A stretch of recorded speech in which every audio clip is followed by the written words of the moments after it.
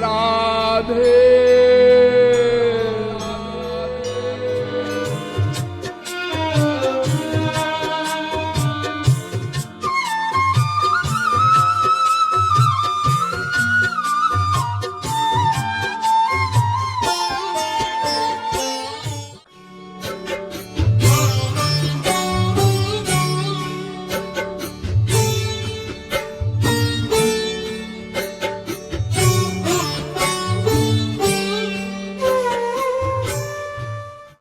तो सबसे ऊंचा है समर्थारति वालों का प्रेम। जिन गोपियों ने श्याम सुंदर के सुख में ही अपना सुख माना,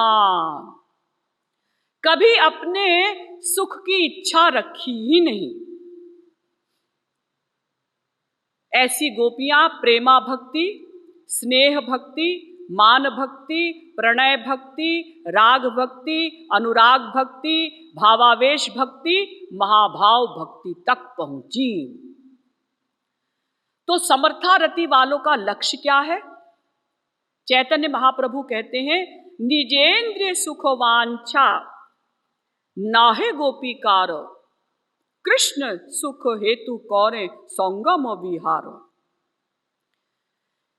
ये गोपियां अगर श्याम सुंदर के साथ विहार भी करती थी, रमण भी करती थी, तो इसलिए करती थी कि श्याम सुंदर को सुख मिले। अपने सुख की इच्छा इन्होंने कभी नहीं रखी।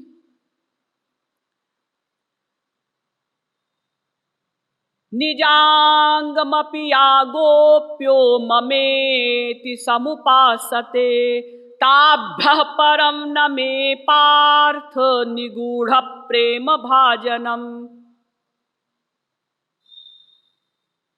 आदि पुराण, भगवान श्री कृष्ण आदि पुराण में अर्जुन से कहते हैं कि ये गोपियां अपने शरीर को अपना शरीर नहीं मानती थी।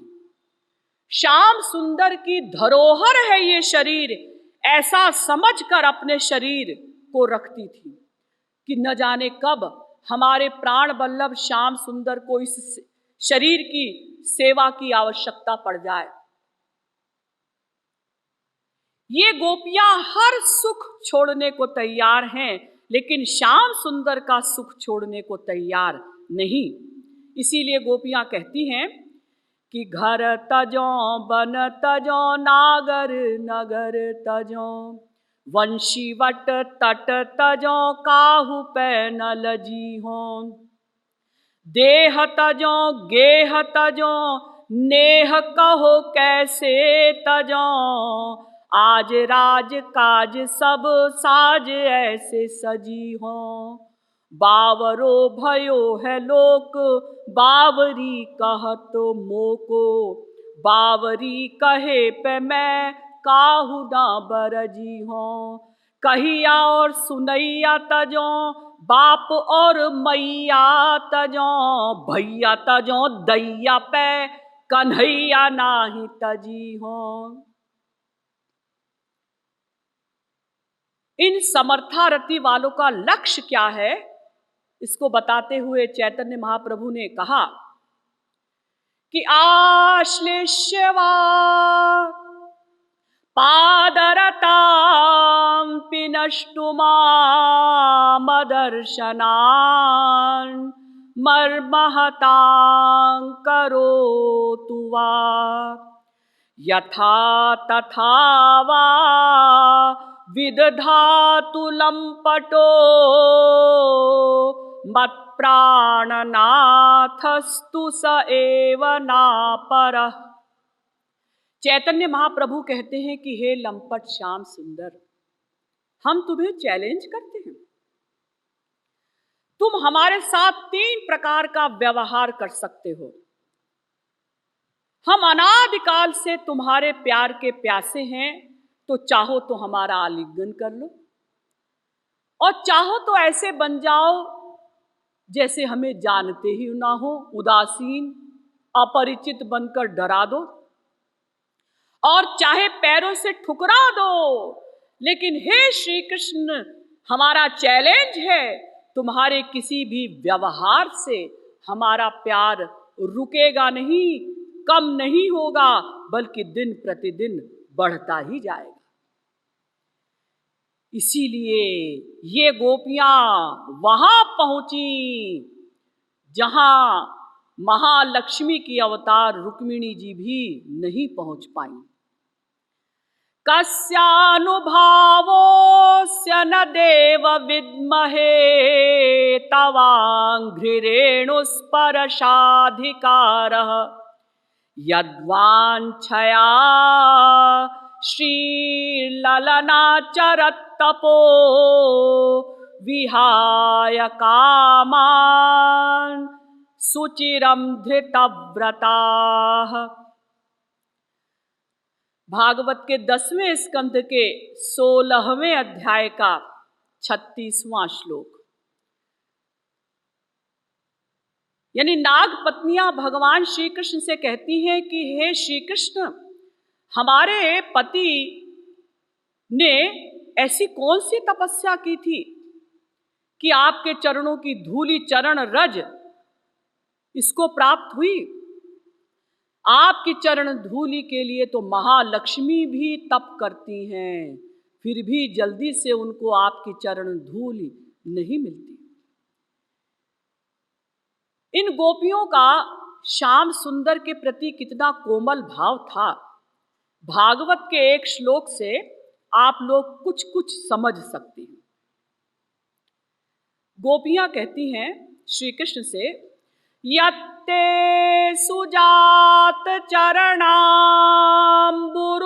स्तनेषु भीताः शनैः प्रियदधिमहि कर्कशेषु तेनाटवीमटसि तद् व्यथतेन किंस्वित् कूर्पादिभिर्भ्रमति धीर् भवदायुषाम नः। भागवत के 10वें स्कंध के 31वें अध्याय का 19वां श्लोक। गोपियां कहती हैं कि हे श्री कृष्ण, जब हम अत्यंत विरहातुर हो जाती हैं, विरह की अग्नि में जलने लगती हैं, और फिर आप जब हमें मिलते हैं तो हम आपके चरणों के निचले हिस्से को यानी तलवों को अपने हृदय से लगाती हैं ताकि विरह की अग्नि कुछ शांत हो जाए, आपके अंग का स्पर्श मिल जाए। तो उन तलवों को बड़े धीरे से, भीता डरते हुए, शनैः धीरे से लगाती है। क्यों? इसलिए कि कहीं ऐसा ना हो कि हमारे कठोर वक्षस्थल, उरोज, वक्षोज आपके कोमल कोमल चरणों में चुभ न जाएं, कहीं आपको कष्ट न हो जाए। हे श्री कृष्ण, जब इन्हीं कोमल चरणों से आप कंकड़ीले पथरीले मार्गों पर नंगे पैर चलते हैं, गाय चराते हैं, तो हमको बहुत कष्ट होता है। सोचिए कितना कोमल भाव है, हम लोग सोच नहीं सकते, केवल सुन लीजिए। संसार में एक माँ अपने 2 महीने के बच्चे को बहुत बार चिपटाती है, लेकिन किसी बार उसको ध्यान नहीं रहता, बड़े जोर से चिपटा लेती है। जब बच्चा छटपटाता है तब माँ को ध्यान आता है, अरे मैं अपने सुख के लिए इतने छोटे बच्चे को इतनी जोर से चिपटा गई। सोचिए, जब कूड़ा कबाड़ा सांसारिक प्यार में ऐसा हो जाता है, तो ये ब्रज की गोपियां, जिनके लिए भागवत में लिखा है कि अटति यद्भवान्नः निकाननम् त्रुटिर्युगायते त्वाम पश्यताम् कुटिल कुंतलं श्रीमुखं च ते जड उदीक्षतां पक्ष्मकृदृशाम्। भागवत के 10वें स्कंध के 31वें अध्याय का 15वां श्लोक। इन गोपियों का एक एक क्षण भगवान के विरह में कल्प के समान बीतता था।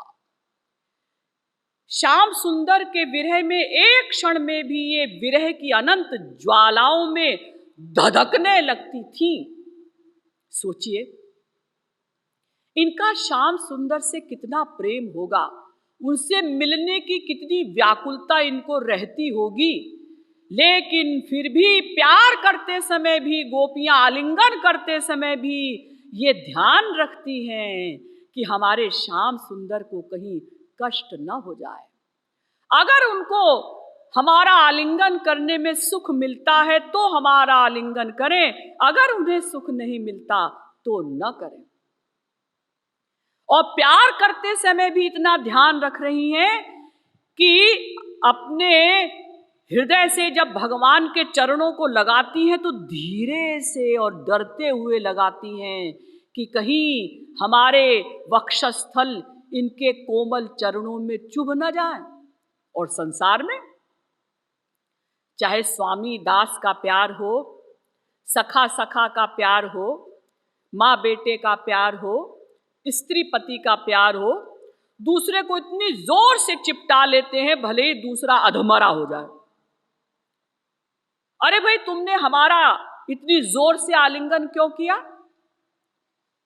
अरे हमें प्यार उमड़ा था इसलिए किया, लेकिन हमें तो प्यार नहीं उमड़ा था। अजी, आपको उमड़े ना उमड़े, हमें प्यार उमड़ा इसलिए अपने सुख के लिए हमने जोर से चिपटा लिया। लेकिन गोपियों का प्योर निष्काम प्रेम, इसीलिए वो सदा भगवान के सुख का ही ध्यान रखती थी। तत् सुख सुखित्वम, नारद जी ने नारद भक्ति सूत्र में लिखा है, असली प्रेमी वही होता है जो अपने प्रेमास्पद के भगवान के गुरु के सुख में ही अपना सुख मानता है। इसीलिए भगवान सदा सदा के लिए इन गोपियों के प्रेम के ऋणी हो गए।